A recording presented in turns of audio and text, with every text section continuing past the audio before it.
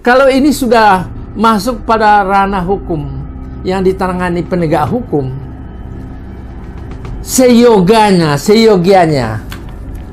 saya mengusulkan supaya semua pihak menempatkan diri dan menyadarkan diri, apakah dari pihak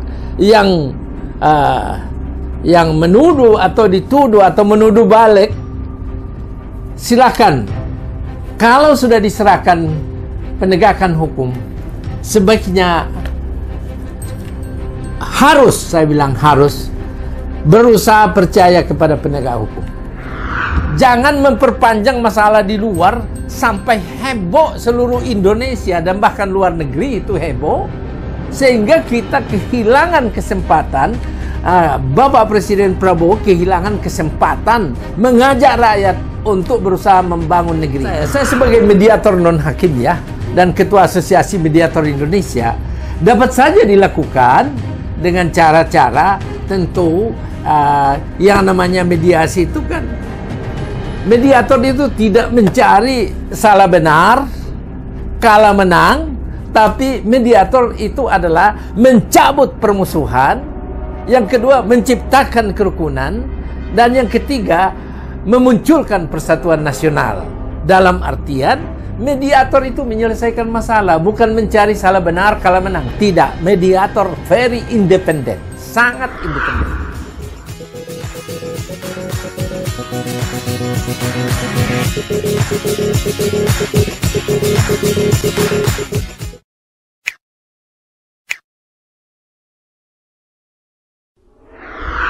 Di tengah riuh rendah isu yang mengguncang jagat maya, sebuah polemik kian memanas. Tuduhan ijazah palsu Joko Widodo telah menyulut api perpecahan, menyeret dua kubu ke arena pertempuran hukum. Media sosial bergejolak, masyarakat terbelah dalam pro dan kontra. Namun, di tengah badai informasi dan emosi yang berkecamuk, sebuah suara tenang muncul ke permukaan. Suara dari seorang pengamat politik yang melihat persoalan ini lebih dari sekadar benar atau salah. Ia adalah Dr. John Palinggi, Ketua Asosiasi Mediator Indonesia, yang hadir membawa pesan penting bahwa saatnya kita menahan diri dan mempercayakan segalanya kepada aparat penegak hukum. Saya juga mengamati secara saksama dan terus-menerus. Saban saya pulang kantor, saya buka media, YouTube, dan melihat kehebohan tentang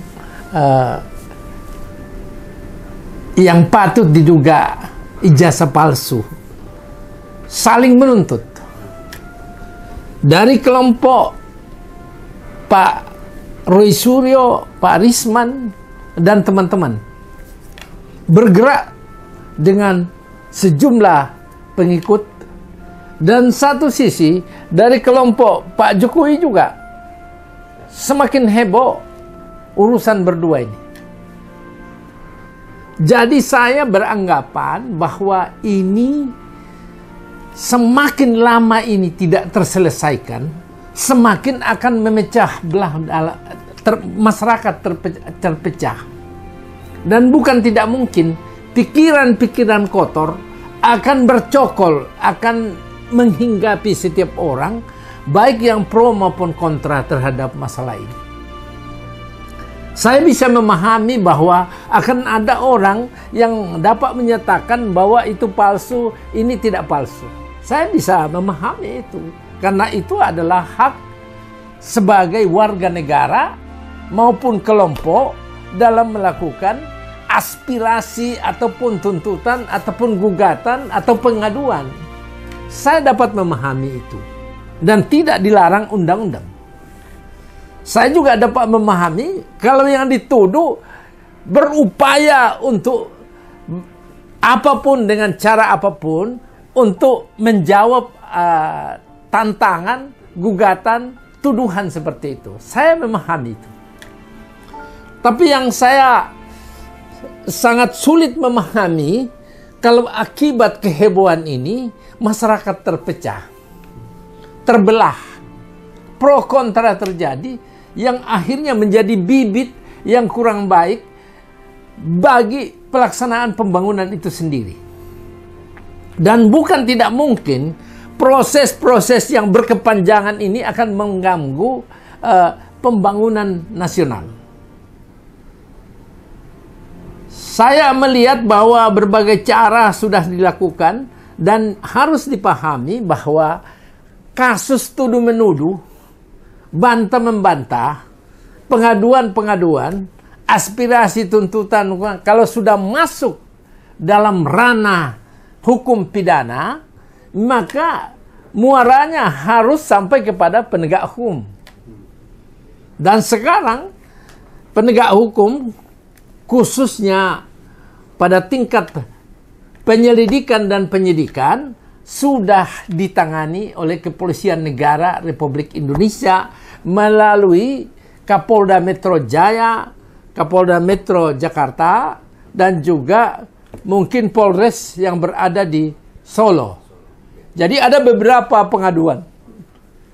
Dan polisi sudah bergerak cepat. Itu pun menjadi heboh. Hebohnya kenapa?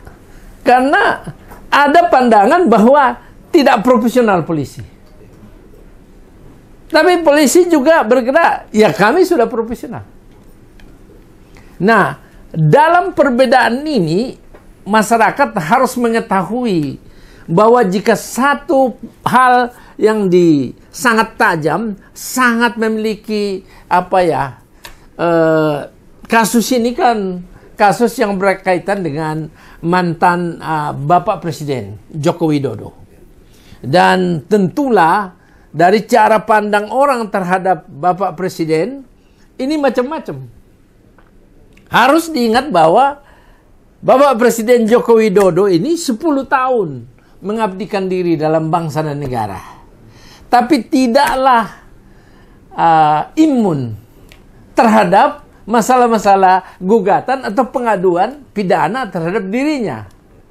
Dan itu bergerak.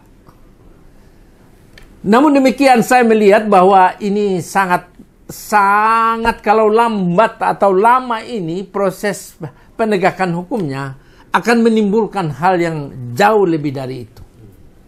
Ya, bukan tidak mungkin akan mengganggu penyelenggaraan proses pembangunan dan proses pemerintahan yang dijalankan oleh Bapak Prabowo selaku presiden.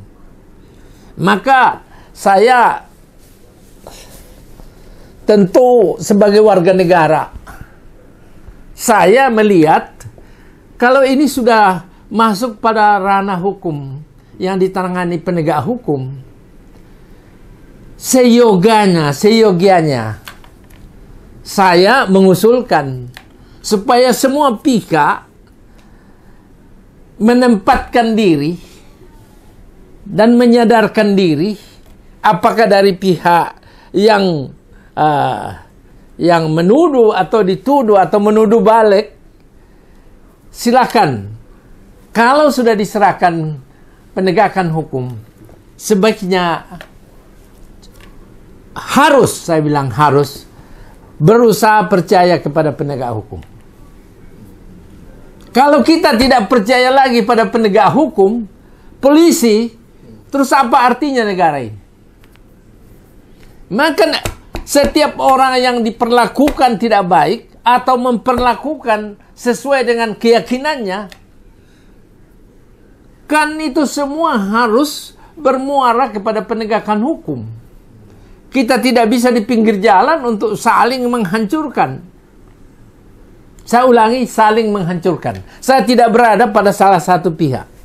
Saya hanya melihat bahwa kalau sudah masuk di dalam ranah hukum, artinya semua pihak, siapapun dia, harus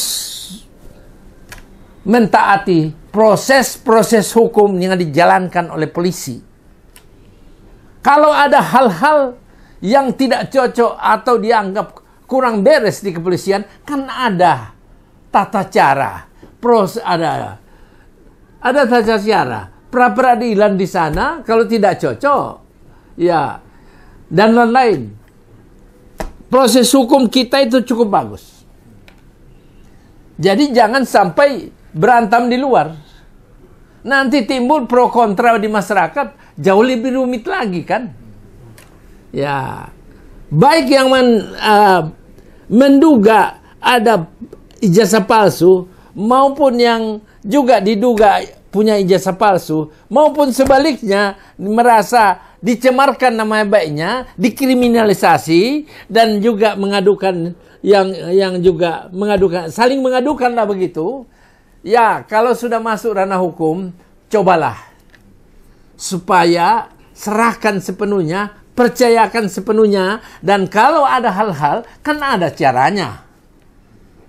Jangan memperpanjang masalah di luar sampai heboh seluruh Indonesia dan bahkan luar negeri itu heboh, sehingga kita kehilangan kesempatan. Bapak Presiden Prabowo kehilangan kesempatan mengajak rakyat untuk berusaha membangun negeri ini. Artinya saya menegaskan bahwa sebaiknya percayalah kepada penegak hukum. Bagaimanapun akhirnya, tetap penegak hukum kita harus hormati. Ya Pak John, kalau dilihat kan Bapak tadi katakan ini berpotensi memecah belah di rakyat begitu Pak ya. Apakah ini menjadi sebuah kerugian bagi pemerintahan Pak Prabowo saat ini gitu?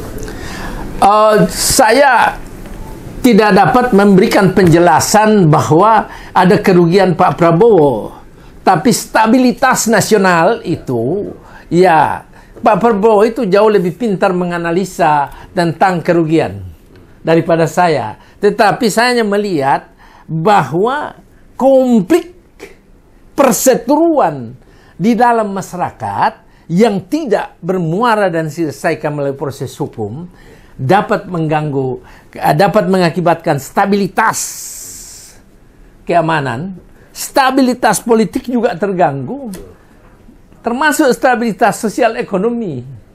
Karena semua orang tanpa sadar sebetulnya menghabiskan energi untuk melakukan pergi sana, pergi sini, sudah lupa produktivitas dan lain-lain, yang akhirnya sendiri menghantam dirinya dan keluarganya dan mengganggu pembangunan.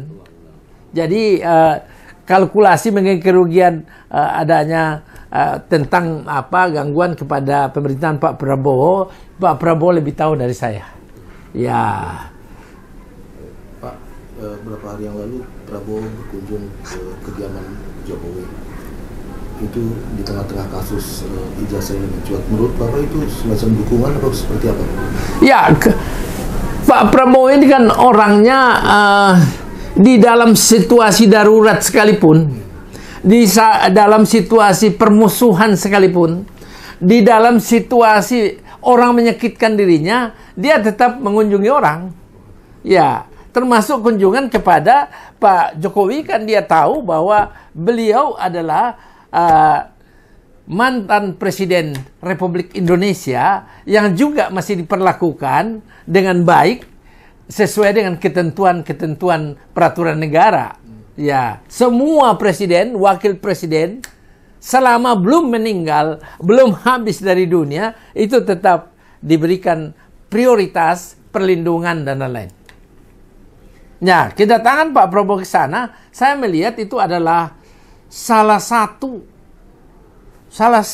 sikap yang sangat tinggi nilainya datang di Pak Jokowi. Di samping juga tentu ada hal-hal mungkin yang lalu yang belum jelas disampaikan Pak Jokowi, dia ingin mengetahui itu. Sebaliknya demikian. Jadi tidak ada hal yang perlu dibesarkan atas kunjungan itu. Nggak perlulah. Saya melihat Pak Prabowo ingin melihat bahwa keinginan beliau itu supaya kita bisa menciptakan bersama stabilitas nasional sehingga dia bisa melakukan tugasnya dengan baik. Ini tinggal sebentar lagi, tinggal 4 tahun ini.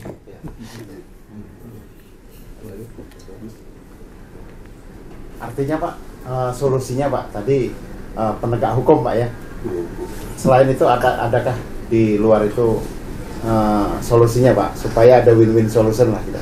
Saya melihat kalau masuk di dalam mediasi ini agak sulit karena bukan masalah hubungan perdata. Ini adalah masalah pidana.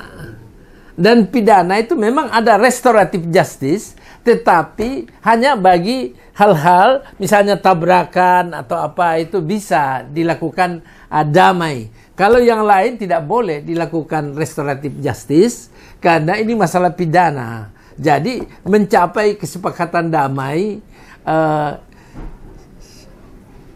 menurut saya sebagai mediator non hakim ya dan ketua Asosiasi Mediator Indonesia, dapat saja dilakukan dengan cara-cara tentu yang namanya mediasi itu kan, mediator itu tidak mencari salah benar, kalah menang, tapi mediator itu adalah mencabut permusuhan, yang kedua menciptakan kerukunan, dan yang ketiga memunculkan persatuan nasional. Dalam artian mediator itu menyelesaikan masalah, bukan mencari salah benar, kalah menang. Tidak, mediator very independent, sangat independen. Saya ketua Asosiasi Mediator Indonesia, ya, yang dibentuk oleh Mahkamah Agung. Jadi tentu, dan saya mediator di 11 pengadilan negeri, 2 pengadilan tinggi, 1 pengadilan agama. Jadi kalau pertanyaan para rekan wartawan, apakah dimungkinkan di luar penegakan hukum? Mungkin saja. Karena mediator, tapi mesti ada mediatornya. Yang banyak terjadi kan mediator jadi-jadian. Jadi dia tidak ngerti. Ya, banyak sekarang mediator jadi-jadian itu. Asal dia jadi pejabat sudah mediator, padahal tidak bisa itu. Dia tidak ngerti. Itu setiap penyelesaian damai yang dilakukan tanpa penetapan pengadilan itu masih dimungkinkan digugat. Tadi kan dikatakan ada hal yang dirugikan negara. Pastilah juga ada pihak-pihak yang diuntungkan dengan situasi seperti ini. Kira-kira menurut pandangan Bapak, siapa sih yang diuntungkan dengan? Saya tidak melihat apa masalah. Saya tidak membahas kerugian atau keuntungan berbagai pihak, tetapi saya hanya melihat implikasi dari hebohnya masalah ini itu sangat mempengaruhi pikiran masyarakat. Sangat mempengaruhi. Bahkan ada masyarakat yang sangat gandrung di televisi dan lupa melakukan produksi untuk mencari beras buat dirinya. Ya, di samping juga tentu di kalangan pemerintahan juga terjadi ketidakstabilan. Ya, karena ini bukan perkara biasa. Termasuk integritas bangsa dan negara dipertaruhkan sini. Ya, jadi kalau sudah masuk ranah penegakan hukum, berusaha percaya kepada kepolisian negara. Bahwa ada yang kurang tepat, kan ada prosesnya. Ada ruang untuk menggugatnya. Jadi tidak usah, tolong supaya, permintaan saya hanya tolong percaya kepolisian negara supaya cepat menyelesaikan tugasnya. Apapun keputusan pada tingkat dianggap tidak lengkap atau pada tingkat dia P21 lengkap dikirim ke kejaksaan, nah prosesnya masih panjang. Apakah kita hidup dengan sepanjang masa dan memakan waktu tahunan seperti ini, ataukah ada hal-hal yang memungkinkan semua pihak paham ternyata kepentingan bangsa dan negara di atas kepentingan pribadi, golongan, agama, maupun lingkungan, maupun partai dan lain-lain. Jadi kalau untuk menghentikan kasus ini melalui tadi mediasi itu Pak ya, restorasi justice itu. Saya tidak mengusulkan itu, terserah bagi pihak siapa yang kan itu kan kewenangan kepolisian. Saya tidak ingin mempengaruhi polisi, karena saya ingin menempatkan diri sebagai warga negara yang menghormati tugas polisi dalam lingkup penyelidikan dan penyidikan. Bahwa apa yang ditentukan nanti itu adalah harus dihentikan atau diteruskan, kewenangan sepenuhnya bagi penyidik. Dan saya hormat. Kalau ada tokoh bangsa atau tokoh nasional yang bisa mampu memediasi, kira-kira memungkinkan nggak Pak? Jadi pertanyaan saudara, kalau ada tokoh bangsa yang mampu memediasi dan menyelesaikan hal ini, tentu kita semua berharap supaya ini kembali tenangkan. Tetapi dalam proses mediasi, jangan sampai ada pihak yang merasa dirugikan. Karena prinsip mediasi itu win-win solution, tidak ada yang merasa dirugikan.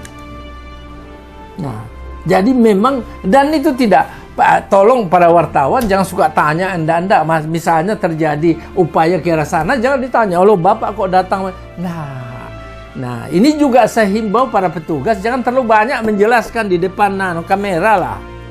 Jangan terlalu banyak menjelaskan. Ini kan teman-teman wartawan sukanya tanya tugas negara kok ditanya sampai detail, gimana sih? Ya, teman-teman wartawan jangan suka mancing-mancing begitulah. Sebagai warga negara dan pribadi, saya sudah lama hidup di negara ini. Dan tentu setiap konflik atau sengketa atau perkara yang berjalan, saya untuk kasus ini, saya anggap kasus luar biasa. Semogalah Allah Subhanahu wa Ta'ala, Tuhan yang Maha Esa, Sang Hyang Widiwase, memberikan kejernihan hati sehingga kita bisa mencapai kesepakatan untuk menutup masalah ini secara damai.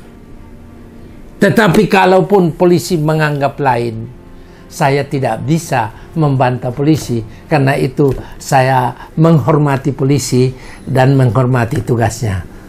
Billahi taufiq wal hidayah. Assalamualaikum warahmatullahi wabarakatuh.